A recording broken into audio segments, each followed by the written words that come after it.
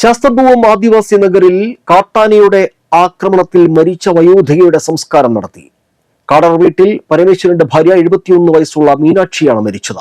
K Ramachandran MLA, panchayat അംഗം ചിത്ര സുരാജ്, ആദിവാസി ക്ഷേമസമിതി സംസ്ഥാന committee അംഗം തിലകമണി എന്നിവർ സംസ്കാര ചടങ്ങിൽ പങ്കെടുത്തു.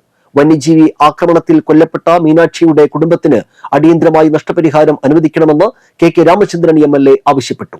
ചാലക്കുടി DFOയുമായി MLA ചർച്ച നടത്തുകയും അടിയന്തര നടപടി സ്വീകരിക്കാമെന്ന് DFO അറിയിക്കുകയും ചെയ്തു.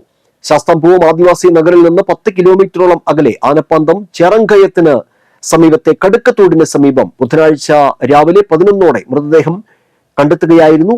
ആദിവാസികൾ നേരത്തെ താമസിച്ചിരുന്ന ആനപ്പാന്തത്തേക്കുള്ള ജീപ്പ് റോഡിലാണ് മൃതദേഹം കിടന്നിരുന്നത്. ശാസ്താംപൂവം ആദിവാസി നഗറിലെ ശ്മശാനത്തിൽ സംസ്കാര ചടങ്ങുകൾ നടന്നു.